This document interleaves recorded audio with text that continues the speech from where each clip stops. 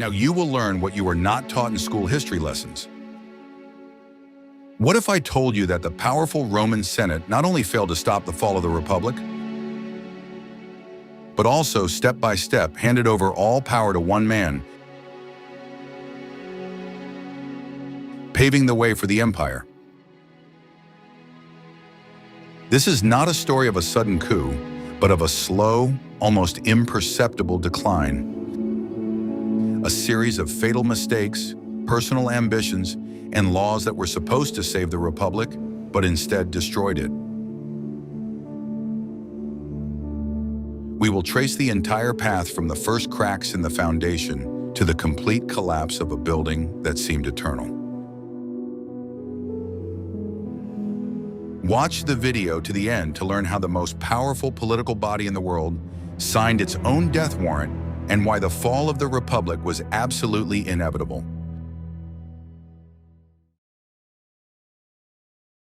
I will reveal the most closely guarded secret of Roman history. The Republic began to die long before Julius Caesar, and the first nail in its coffin was hammered in by the Senate itself. It all began in the 2nd century BC, when Rome faced an unexpected consequence of its own victories, a profound social crisis. While the legions were conquering new lands, wealthy aristocrats, taking advantage of the absence of small farmers, bought up their plots, creating huge estates, latifundia. Small landowners, the backbone of the Roman army and society, were ruined en masse, losing their land and becoming unemployed lumpen proletariat who flooded Rome. It was a time bomb at the very foundation of the state, because by law, only citizens who owned land could be drafted into the army. The Republic was rapidly losing its soldiers, and the capital was filling with an angry and impoverished crowd ready to follow anyone. It was at this moment that the tribune of the people, Tiberius Gracchus, who fully understood the depth of the problem, entered the scene. He proposed a simple and logical law to limit the maximum size of land ownership and redistribute surplus land among landless citizens.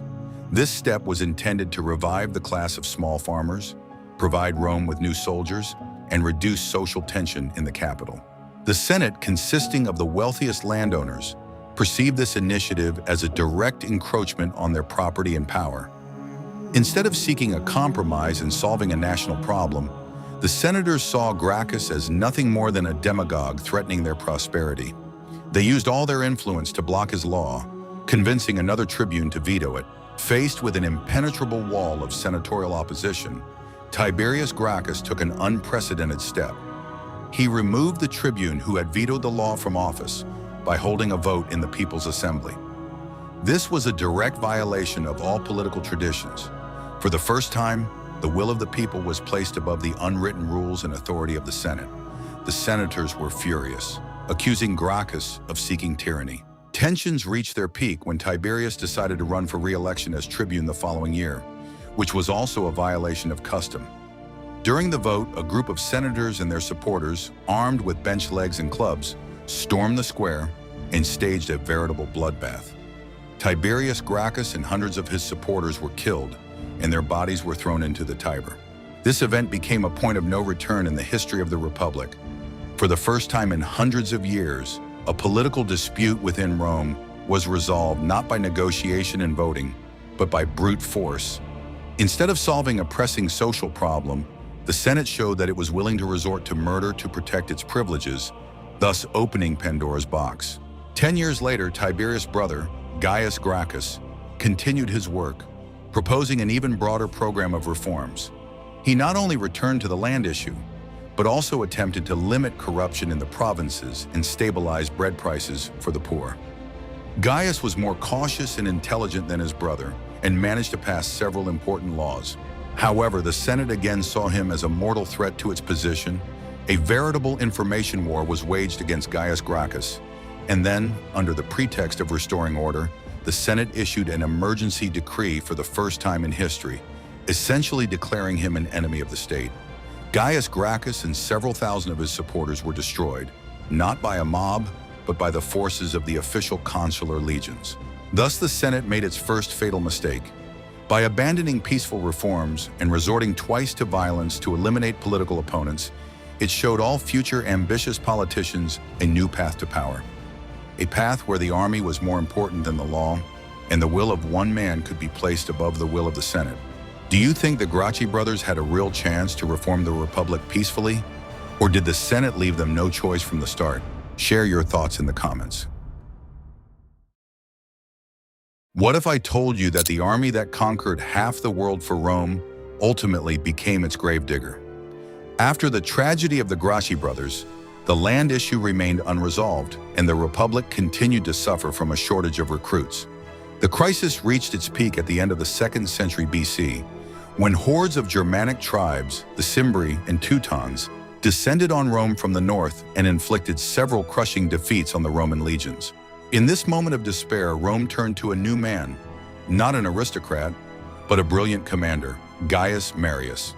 He was elected consul several times in a row, which was a gross violation of the law, but the Senate was so frightened by the Germanic threat that it turned a blind eye. Marius understood that the old system of army recruitment would not win the war, and so he carried out a reform that changed the face of Rome forever. Marius abolished the property qualification and began to recruit all willing citizens into the legions, including the landless poor, the very proletarians for whom the Gracchi had fought. For these people, the army became not a civic duty, but a profession, the only chance to escape poverty. The state now fully provided soldiers with weapons, armor, and pay. The term of service was 16 years, after which a veteran could count on generous compensation. But the main thing that the commander promised his soldiers was land, a plot that they would receive after retirement and could cultivate for the rest of their lives. This reform had a tremendous effect. Marius created a professional, well-trained, and disciplined army that ultimately defeated the Germans and saved Rome. The legions became the most effective fighting force in the ancient world. But this power came at a terrible price. The problem was that it was now the general, not the Senate or the state, who guaranteed veterans land. Soldiers began to see their commander as their only protector and benefactor. Their loyalty shifted from the abstract idea of the Republic to the specific person who led them into battle, shared the spoils with them, and promised them a secure old age. The legions essentially became the private armies of their generals. The legion's banner, its eagle, became more sacred to the soldiers than the laws of Rome. They were ready to carry out any order from their commander, even if that order was directed against Rome itself. The Senate watched this process with concern, but could do nothing about it. On the one hand, these new armies were necessary to defend and expand the borders of the empire. On the other hand, every successful commander who returned to Rome at the head of legions loyal to him became a potential threat to the power of the senators. The Senate's attempts to block the allocation of land to the veterans of a particular commander only exacerbated the situation. This led to riots and further bound the soldiers to their leader. The generals understood that the only way to fulfill the promises made to their people was to force the necessary decision through the Senate. Thus, the reform, designed to save Rome from external threats, gave rise to a deadly internal threat. It created a tool with which any ambitious and popular general could challenge the authority of the Senate. And very soon a man appeared who decided to use this tool not for defense, but to seize Rome. Do you think Rome could have continued its expansion without reforming the army? Or were Marius' reforms a necessary evil? But the creation of a professional army was only the first step. In the next chapter, you will learn how one man used this new army to capture Rome itself for the first time in history and write a bloody script for all future dictators. What I am about to show you was a real scenario of seizing power, which Julius Caesar later simply copied, but in an even more brutal way. This man was Lucius Cornelius Sulla, a talented commander of aristocratic origin who once served under Marius himself. Fate brought them together in a deadly struggle for power that ultimately destroyed the old Republican foundations. The conflict began over command of a lucrative war against the Pontic king Mithridates. The Senate entrusted this war to Sulla, but Marius, using his supporters in the People's Assembly, took command away from him. This was a humiliation that Sulla, who was at the head of his legions ready for campaign, could not bear. And then Sulla did the unthinkable, something that no one in the history of Rome had ever dared to do before. He turned to his soldiers and convinced them that their enemy was not in the east, but in Rome itself. He deployed 6 legions loyal to him personally and led them to the sacred city, violating all divine and human laws. Rome was unprepared for such treachery. The city was taken by storm, and Sulla led his troops into the capital for the first time in history. Marius and his supporters fled, and Sulla, having passed the laws he needed, went to war with Mithridates, leaving Rome under the control of his consuls. However, as soon as Sulla left, the Marians returned and unleashed a reign of terror in Rome, destroying all of Sulla's supporters. Upon learning of this, Sulla hastily concluded peace with Mithridates and returned to Italy. The first full-scale civil war in Roman history began, flooding the entire country with blood. Sulla's army, hardened in battles in the east, won one victory after another. The decisive battle took place at the gates of Rome itself, at the Colline Gate, where Sulla completely destroyed the last forces of the Marians. He became the absolute ruler of Rome and the entire republic. To get rid of all his remaining enemies and consolidate his power, Sulla resorted to a new, monstrous invention: proscription. These were lists of people who had been declared outlaws. Anyone could kill a person on the list and receive a reward for doing so, and their property was confiscated by the state. Proscriptions turned into a wave of legalized murder and looting that destroyed thousands of senators, equestrians, and simply wealthy citizens. Having eliminated all his opponents, Sulla forced the intimidated and depleted Senate to appoint him dictator, not for the usual 6 months, but for an indefinite term, with the right to enact and repeal any laws. He gained absolute monarchical power that no one before him had ever had.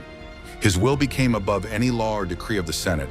Paradoxically, Sulla used his unlimited power to strengthen the Republic and the power of the Senate, as he believed. He carried out a series of reforms that increased the number of senators, limited the power of the tribunes of the people, and made it more difficult for commanders to keep the army under their command for long. He sincerely believed that he could return the Republic to a golden age, but Sulla's most shocking act came at the end. After serving as dictator for about 2 years, he voluntarily relinquished all his powers, dismissed his bodyguards, and retired to private life on his estate. He died a year later of illness, remembered in history as both a bloody tyrant and a man who tried to save the Republic. However, his legacy was terrible. Sulla set a precedent. He clearly showed that a loyal army allows one to capture Rome, destroy all enemies, and gain absolute power. He wrote a step-by-step guide for future dictators, and among the young people who watched his bloody deeds with horror was Gaius Marius' nephew, who miraculously managed to escape proscription. His name was Gaius Julius Caesar. Are you ready to learn the truth about how the Senate went from being the highest authority to a mere puppet in the hands of a few oligarchs? Sulla's lesson was well learned by the new generation of Roman politicians. They understood that real power now lay not in the authority of the Senate, but in control of the legions and the support of the people, which could be bought with money. After Sulla's death, 2 new figures rose to prominence in the political arena of Rome. The first was Gnaeus Pompeius, a talented military commander who achieved fame by suppressing a rebellion in Spain and destroying pirates in the Mediterranean. The second was Marcus Licinius Crassus, the richest man in Rome, who had amassed his fortune during the time of Sulla's proscriptions. Both Pompey and Crassus despised each other, but were forced to form an alliance in order to achieve the consulship. The Senate, fearing their combined power, gave in. It became clear that the old system no longer worked and that 2 strong players could easily dictate their will to the aristocracy. However, a third player soon entered the scene, one who surpassed them both in cunning and ambition: Gaius Julius Caesar. He came from a noble but impoverished family, was related to Marius, and nearly died under Sulla. Caesar did not have Pompey's huge army or Crassus's untold riches, but he had a brilliant political mind and incredible popularity among the Roman plebs. Caesar realized that he could not reach the pinnacle of power alone. And then he made a brilliant move. He reconciled his 2 main rivals, Pompey and Crassus, and convinced them to form a secret political alliance. This alliance, which went down in history as the first triumvirate, was an informal agreement between the 3 most influential men in Rome to act together, supporting each other and ignoring the will of the Senate. The essence of this alliance was simple. Caesar, using his popularity, was to become consul and pass the laws that Pompey and Crassus needed. Pompey wanted the Senate to approve his orders in the East, and allocate land to his veterans. Crassus, representing the interests of wealthy equestrians, needed to revise contracts in Asia that were unfavorable to them. The Senate stubbornly refused to comply with the demands of Pompey and Crassus. But with Caesar's election as consul, the situation changed. Acting in the interests of the triumvirate, Caesar, faced with opposition from his fellow consul and the Senate, simply ignored them and passed all the necessary laws directly through the People's Assembly, sometimes resorting to outright violence on the part of his supporters. The Senate found itself in a humiliating position. It no longer controlled the situation in the state, but only watched helplessly as three men disposed of the fate of the Republic in their own interests. Power had fled from the Curia's meeting hall to the streets of Rome and the headquarters of the legions. As a reward for his work, Caesar secured himself an appointment as governor of Gaul for a full 5 years. This gave him what he did not have: the opportunity to raise his own army and win military glory comparable to that of Pompey. The senators who hated and feared Caesar were happy to get rid of him, at least for a while, not realizing that they were sending him to the forge of his future power. The triumvirate clearly demonstrated the complete powerlessness of the Senate. As long as the triumvirs acted together, they could push through any decision. The Republic was de facto ruled not by legitimate magistrates, but by a shadow government of three oligarchs, each pursuing their own goals. But what happens when such an alliance breaks down? None of its members want to return to the old system and submit to the Senate. A struggle begins, not for influence, but for sole power, and the Senate is reduced to the role of a spectator, forced to bet on one of the players. Want to know how this game led to the most famous civil war in history? The triumvirate, based on a precarious balance of interests, could not last forever. Its first loss was Crassus, who, in pursuit of military glory, embarked on an adventurous campaign against the Parthian Empire. His army was defeated, and he himself was killed, leaving Caesar and Pompey alone. While Caesar waged a brilliant and bloody Gallic war for almost 10 years, his position in Rome was changing. He conquered vast territories, seized untold riches, and created a battle-hardened army fanatically loyal to him. From being a popular politician, he became the most successful and dangerous commander in Roman history. During this time, Pompey remained in Rome, gradually becoming closer to the senatorial aristocracy. The senators, who were mortally afraid of Caesar's growing power, saw Pompey as their protector, the lesser of two evils. They granted him extraordinary powers to restore order in Rome, effectively making him the sole leader, but without an army. Pompey, who envied Caesar's fame and feared his return, willingly entered into this alliance with the Senate. The fragile alliance between the last two triumvirs finally collapsed. Conflict became inevitable, and both sides began to prepare for a decisive battle. Caesar's term of office in Gaul was coming to an end. By law, in order to run for consul, he had to disband his army and enter Rome as a private citizen. But Caesar understood perfectly well that as soon as he was left without his legions, his political enemies in the Senate would immediately bring him to trial on trumped-up charges and destroy him. Caesar tried to negotiate, offering a compromise. He and Pompey would relinquish their commands at the same time. But his enemies in the Senate, urged on by Pompey, took an uncompromising stance. They passed an ultimatum through the Senate. Caesar must immediately disband his army and return to Rome. Otherwise, he would be declared an enemy of the state. This was a direct challenge. The Senate, confident of the support of Pompey and his legions stationed in Spain, decided to escalate the situation. The tribunes of the people who tried to veto this decision were expelled from the Senate and fled north to Caesar's camp. Caesar was faced with a fateful choice: to obey, which meant political and possibly physical death for him, or to go against the will of the Senate and start a civil war. In January 49 BC, at the head of his famous 13th Legion, he approached the small river Rubicon, which separated his province of Gaul from Italy. Crossing this river with his army was, by law, an act of treason. According to legend, it was here that Caesar uttered his famous phrase, "Alea iacta est," the die is cast. With this step, he placed his personal loyal army above the law and the authority of the Senate, starting the last civil war of the Republic. The Senate and Pompey were completely unprepared for such swiftness. They expected Caesar to hesitate, but he moved with lightning speed, capturing one Italian city after another without a fight. Pompey had no troops in Italy and was forced, along with most of the senators, to flee Rome in disgrace to the Balkans to raise an army. Caesar entered the capital without a single shot being fired, becoming its absolute ruler. The Senate's inability to find a political compromise and its reliance on one strong man against another led to it losing everything: the capital, its authority, and control over the situation. The Republic was finally plunged into the chaos of civil war, from which it would never emerge the same. What if I showed you a time machine? The civil war between Caesar and Pompey was a war between two worlds. Pompey had the legitimate authority of the Senate, the vast resources of the eastern provinces, and numerical superiority in his armies. Caesar had the iron legions of veterans of the Gallic War, military genius, and the unwavering faith of his soldiers in their leader. In a series of brilliant battles, the most famous of which was the Battle of Pharsalus, Caesar, despite being outnumbered, completely defeated Pompey's armies. Pompey himself fled to Egypt, where he was treacherously murdered. It took Caesar several more years to destroy the remaining pockets of Pompeian resistance in Africa and Spain. Returning to Rome in 45 BC after his final victory, Caesar found himself in a unique position. He was the absolute ruler of the entire Roman Empire, with no serious rivals.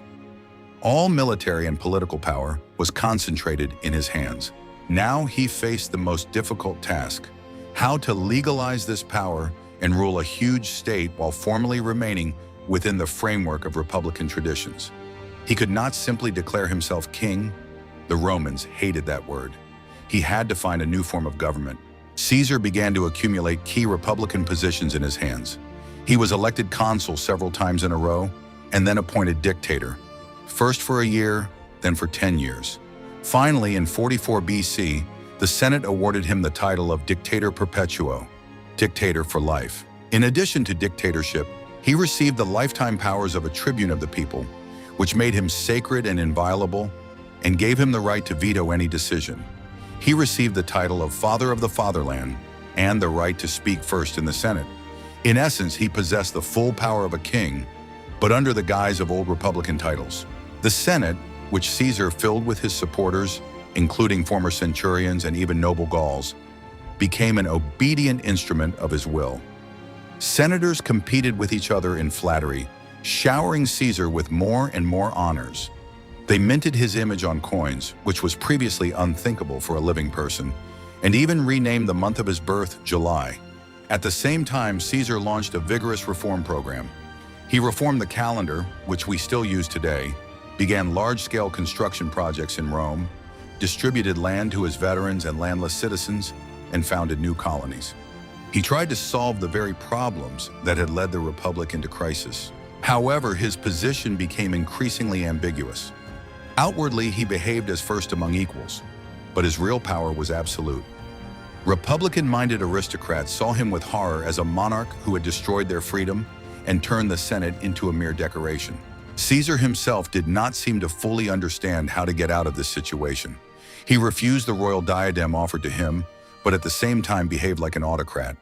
This uncertainty, this suspension between republic and monarchy, gave rise to a conspiracy that, according to its participants, was supposed to save Rome. Could Caesar have found a way to retain his power without destroying the appearance of the republic? Or was his path inevitably leading to monarchy? In the next chapter, you will learn why the murder of one man not only failed to save the Republic, but plunged it into an even more terrible and bloody war. Among the senators favored by Caesar, there were many who secretly hated him and considered him a tyrant. These were representatives of the old aristocracy who sincerely believed in republican ideals. They saw the cause of their ancestors dying before their eyes and considered it their duty to stop this process at any cost. Gaius Cassius Longinus and Marcus Junius Brutus led the conspiracy. The latter was a particularly significant figure. He was considered a descendant of the very Brutus who had expelled the last king from Rome. Marcus Brutus's participation gave the conspiracy an ideological slant.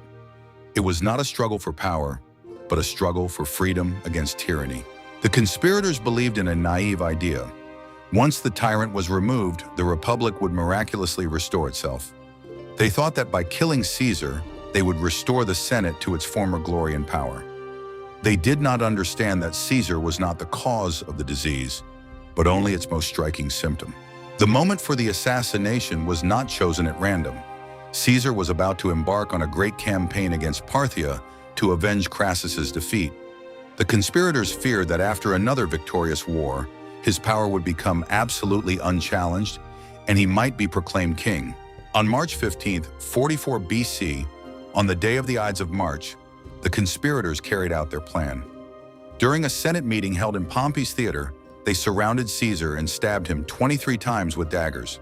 Seeing Brutus, whom he considered his friend, among the assassins, Caesar, according to legend, said, "You too, my child," and then stopped resisting. After committing the murder, the conspirators, who called themselves liberators, ran out into the forum with their bloody daggers, proclaiming the restoration of freedom. However, a bitter disappointment awaited them. The Roman people, who adored Caesar for his generosity and victories, did not support them. The crowd greeted them with deathly silence. Moreover, the liberators had no clear plan for further action.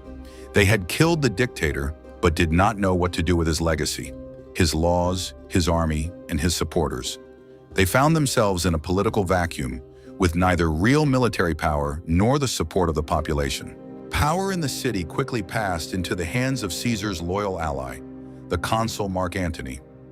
At Caesar's funeral, Antony delivered a fiery speech, showing the crowd the dictator's blood-stained toga and reading his will. In it, Caesar left a small amount of money to every Roman citizen, which sparked an explosion of popular anger against the conspirators. Brutus, Cassius, and the other liberators had to flee Rome. Instead of restoring the Republic, they provoked a struggle for Caesar's inheritance. The murder of one man did not solve any of the problems, but only created a power vacuum, which new, even more ruthless predators immediately rushed to fill. Caesar's assassination did not return power to the Senate, but gave free rein to two leading Caesarians, the experienced commander and consul Mark Antony, and an unknown 18-year-old youth. This young man was Gaius Octavius, Caesar's grandnephew, whom the dictator had adopted in his will and made his chief heir.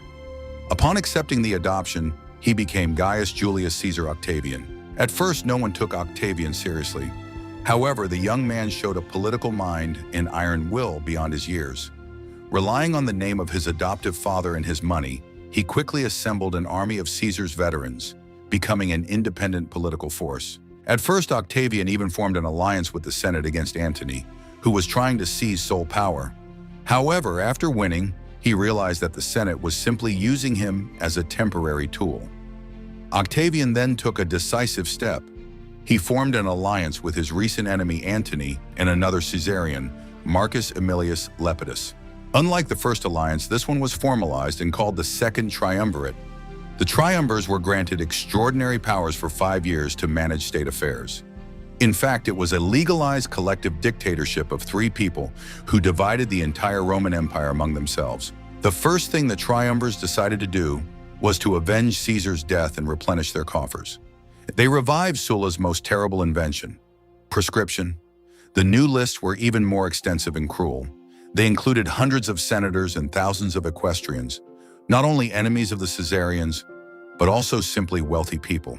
The greatest orator of Rome, Cicero, who had spoken out fiercely against Antony in his speeches, also fell victim to the prescriptions. The Senate was decapitated, intimidated, and finally deprived of any political will. Those who were not killed either fled to the east to Brutus and Cassius or swore allegiance to the triumvirs. Having assembled a huge army, Antony and Octavian crossed over to Greece, where they defeated the last defenders of the Republic in the Battle of Philippi. Brutus and Cassius, seeing the hopelessness of their situation, committed suicide. With their deaths, the very idea of restoring the old Republic died. After their victory, the triumvirs divided up the world. Octavian received Italy, which was complex and ravaged by war, and the western provinces. Antony took the rich and peaceful east, while Lepidus received Africa. From the outset, this division contained the seeds of a new conflict. While Octavian struggled to solve problems in Italy, granting land to hundreds of thousands of veterans, Antony enjoyed luxury and power in the east. It was there that he met the Egyptian Queen Cleopatra and this union proved fatal for him and for all of Rome. The Senate no longer played any role in this new reality. It merely formally approved the decisions of the triumvirate. The Republic had finally become a fiction, behind which three military dictators divided the world among themselves, preparing for the final, decisive battle.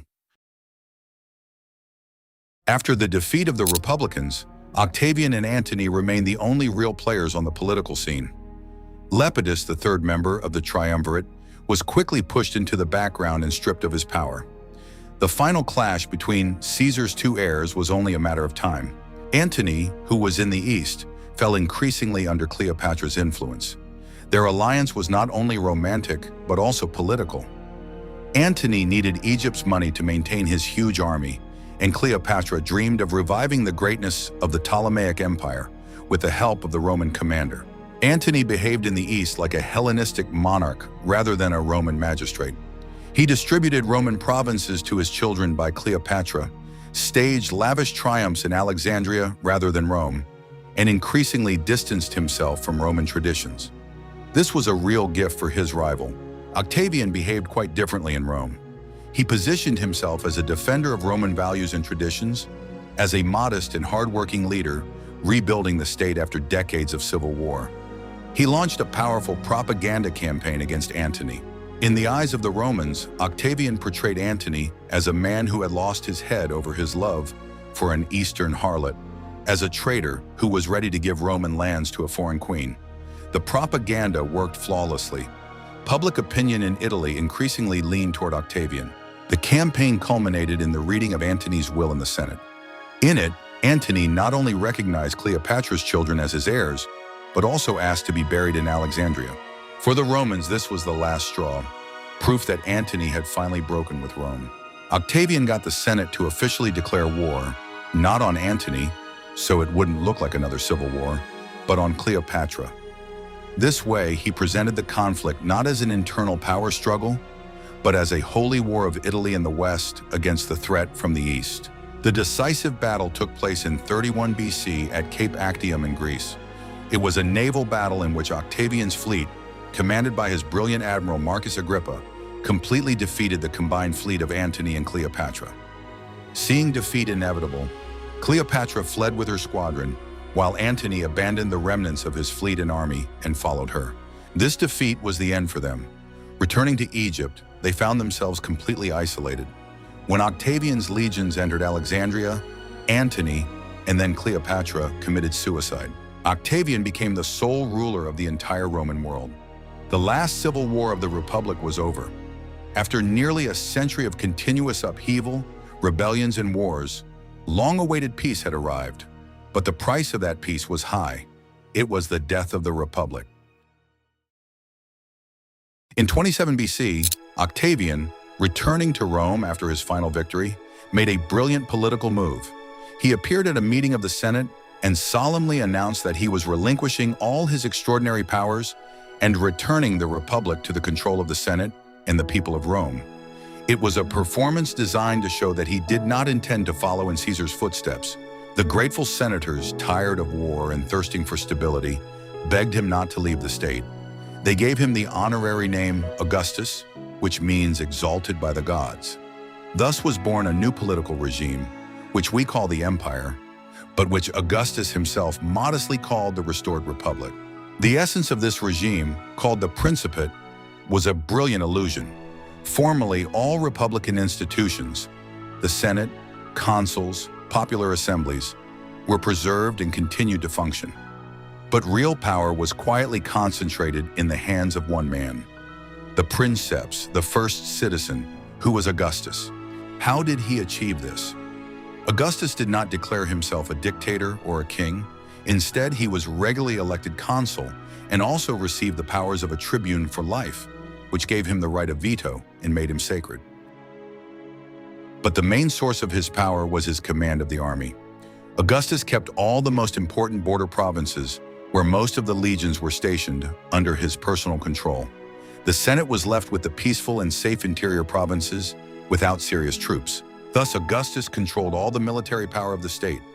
All the legions now swore allegiance to him personally, not to the Senate.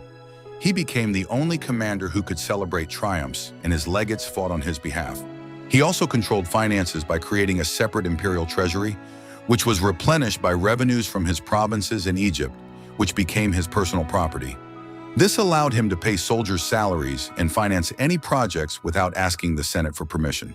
The Senate, meanwhile, became an honorary but largely decorative body. It still consisted of the most noble and wealthy people in Rome, governed some provinces, and even minted copper coins. But it completely lost control over the army and foreign policy. That is, it lost its real levers of power. Augustus ruled for almost 40 years, and during that time his system became established and accepted. The Romans, exhausted by a century of civil wars, gladly exchanged their turbulent and dangerous freedom for the peace, order, and stability that the new regime brought them. The idea that it was possible to return to the old republic died with the last generation of its defenders. The Senate was unable to stop this process because it had paved the way for it with its own mistakes. By rejecting the reforms of the Gracchi, it gave rise to political violence. By accepting Marius' reform, it allowed the creation of private armies. By backing Pompey against Caesar and then Octavian against Antony, it repeatedly placed its bets on a single leader, thereby weakening itself. As a result, it turned into a club of aristocrats who could only approve the decisions of the man who held real power: the army. We have come a long and tragic way from the first reforms of the Gracchi brothers to the establishment of Augustus's power. This story shows that the fall of the Roman Republic was not the result of the actions of one man, whether Caesar or Octavian. It was a long process of disintegration caused by deep social contradictions that the Senate was unable or unwilling to resolve. Every step that was supposed to strengthen the Republic actually brought it closer to its end. The attempt to preserve the privileges of the aristocracy led to violence. The creation of an effective army gave rise to the threat of military coups.